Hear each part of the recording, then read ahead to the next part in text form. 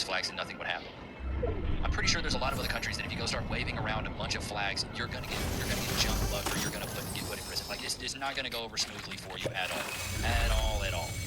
So Trump recently spoke at the Pakistan's Prime Minister nominates President Trump for the 2026 Nobel Peace Prize. I'd like to nominate this great president for the Nobel Peace Prize. The world will remember you as a man who did everything to stop hate wars. One of the greatest day in contemporary history.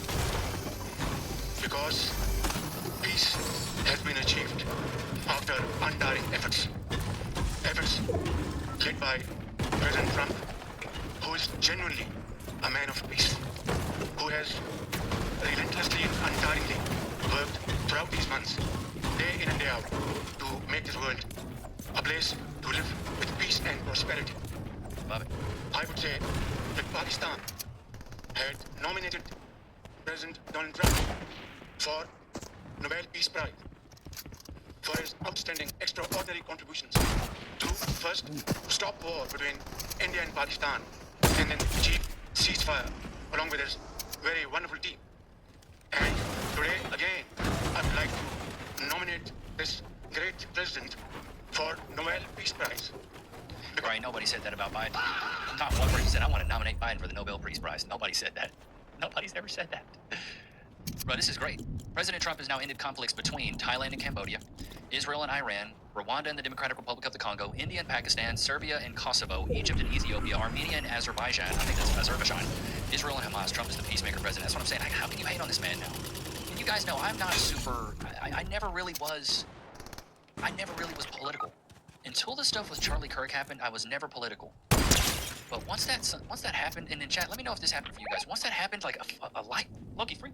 I don't care what you do. Once that happened, Loki, I don't have anything for you, bud. I don't have anything for you. What is it, dude? Once that happened, a light like switched. Something happened inside of me that I said, you know what? I'm jumping on the right side of this. It's not that I had a lot of left-leaning ideologies. It's I never really thought about it. But once that happened with Charlie Kirk, it woke me up, and I said, you know what? I really need to start paying attention to this stuff. And maybe that's something Charlie, maybe that's something Charlie would have wanted from a guy my age. I'm 35, I have a kid, got a dog, got a wife, got a house. I'm doing everything. I'm living the so-called American dream. I guess you can call it. Sorry, look, you're getting here. You want your mom? You want to go get your mom here? Go get your mom. But, so-called living the American dream. And I love it this way. I really do. I'm close. But I'm almost done, love.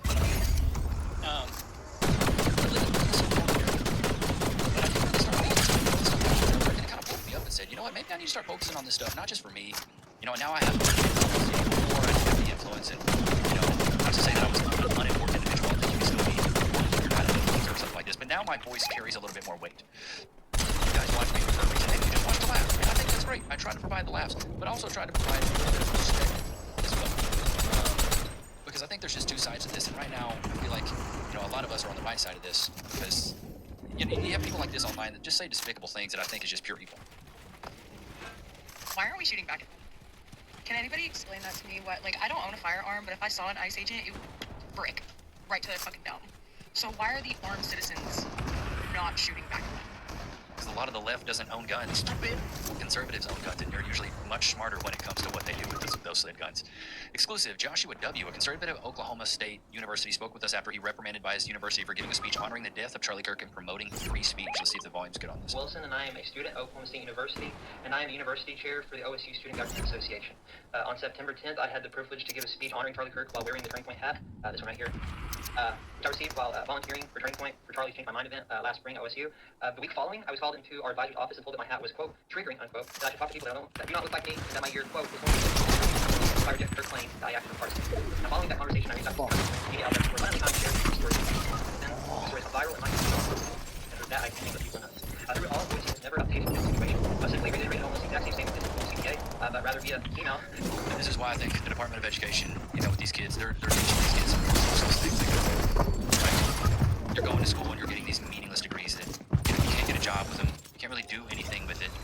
And I just don't see how.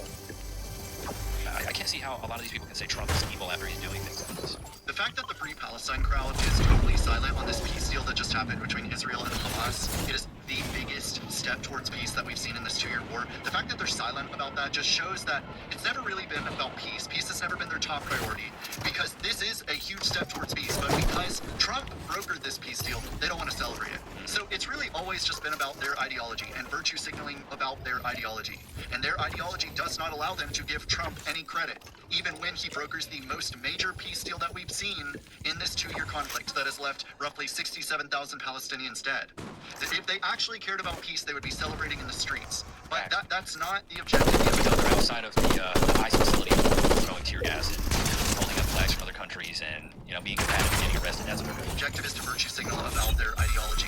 This is literally like they're going to have a ceasefire. They're releasing the hostages, which is the main thing that Israel kept citing as to why they continue to attack Gaza. This is huge. And you hear nothing from the Free Palestine crowd because it was never actually about. It is so much about that, though, right? The virtue signaling, the saying, I have a higher moral ground and I have higher ethics and I care more about people. I think that's why so many of the liberal leftists feel like they're always right, is because they feel like ethically and morally they are better than you. They're more right.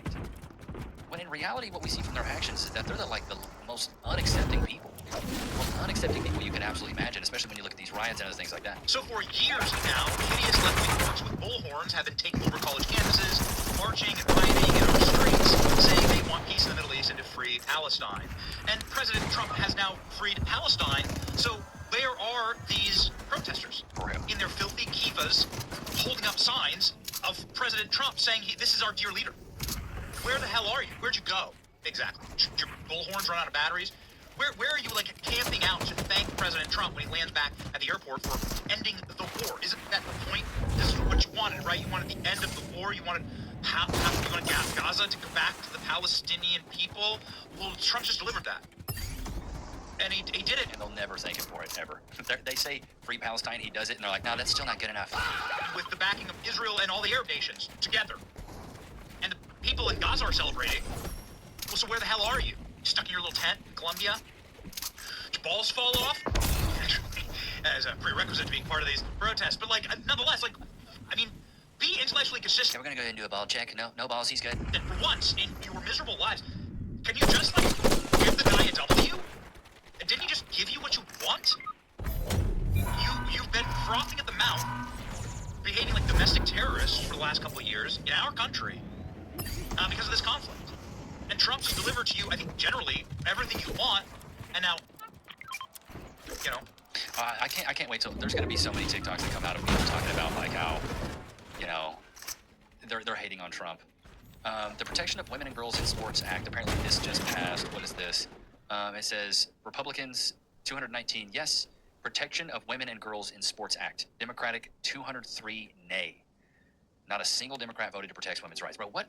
This irks me so much, especially because I'm about to have a daughter. I don't want her competing against boys and girls sports. Why are we so just passing around womanhood like everybody can have it? Why would we want boys to compete against girls? Why would we want boys in girls' locker rooms? How is that conducive of anything that's a positive environment at all?